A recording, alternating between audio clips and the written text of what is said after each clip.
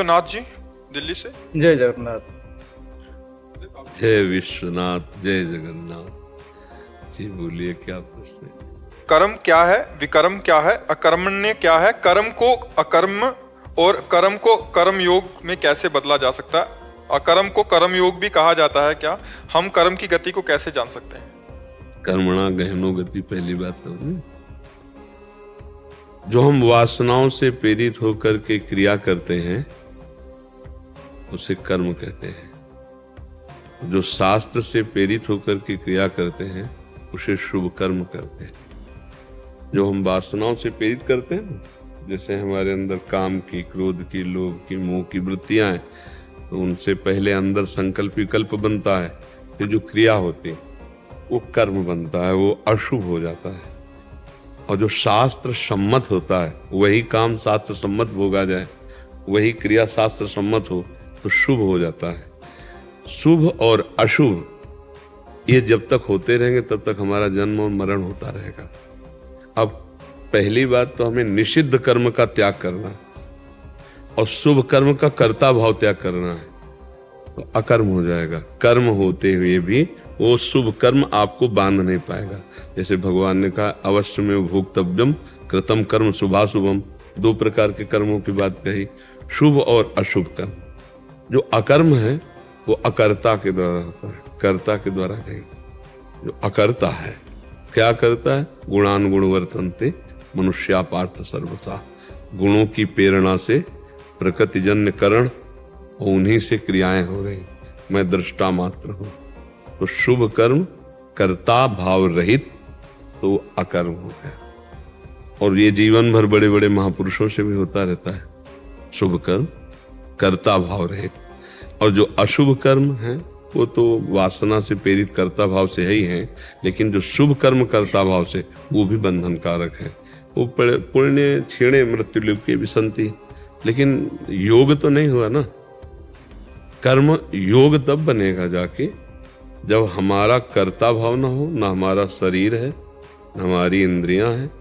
ये सब भगवान की दी हुई है और ये सृष्टि भगवान की है, परिवार भगवान का है, इससे सेवा कर रहे हैं और वो सेवा धर्म भगवान को समर्पित है।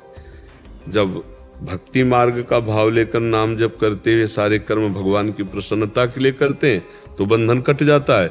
या निष्काम भाव से संसार को भगवत स्वरूप मान करके, और ये पूरा शरीर इंद्रियां सब भगवान की दी हुई, आपकी थोड़ी है, भगवान की दी हुई ना। ये भगवान की पूरी सृष्टि है, तो प्रकृति के द्वारा जो हमारी सेवा बनी इस वो निष्काम भाव, तो कर्म योग बन जाता है। सुख दुख लाभ हानि जय पराजय इसमें समभाव रखने वाला और संपूर्ण निष्कामता हर क्रिया में, वो कर्म योगी होता है। प्रकृति का जितना भी कार्य हो रहा है प्रकृति से ही हो रहा है। कभी देखा है क्या स्वरूप में कभी कोई कर्ता भाव है क्या? स्वरूप में कभी कोई हलन चलन, कोई अभाव, कोई चाहत स्वरूप में कभी नहीं। आप थोड़ा समझ पा रहे हैं हमारी बात? जितना है अंतःकरण और शरीर में है। अंतःकरण और शरीर ये माया द्वारा रचित है। स्थूल शरीर, सूक्ष्म शरीर, कारण शरीर। और आप जो हैं इन तीनों शरीरों को जानने वाले हैं। आपके द्वारा इन तीनों शरीरों में हलचलन हो रही है, पर आप करता नहीं है।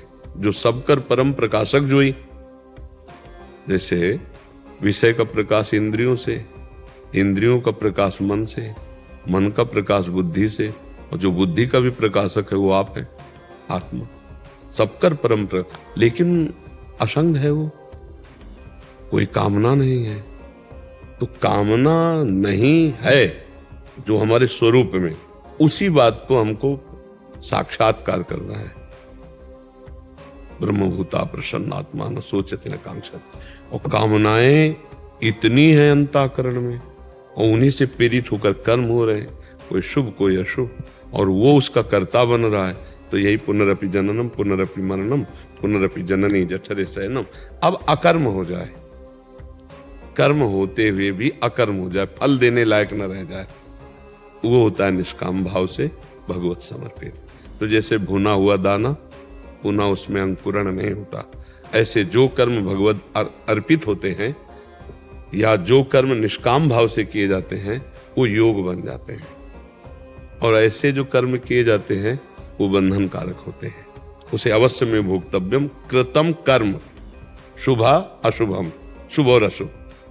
लेकिन वही कर्ता भाव त्याग करके, अब कर्ता भाव ऐसे त्याग देगा, बिना अंतःकरण पवित्र हुए, बिना सदगुरु का सेवन किए, बिना तत्व ज्ञान हुए कर्ता भाव छूट जाएगा क्या? लाख समझाओ लेकिन रहता है ना, मैं खा रहा हूं, मैं देख रहा हूं, मैं पी रहा हूं, मैं चल रहा हूं, मैं सू।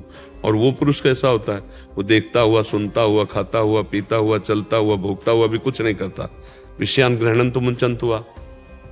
अब ये टेढ़ी खीर के लिए ही साधना बताई गई है।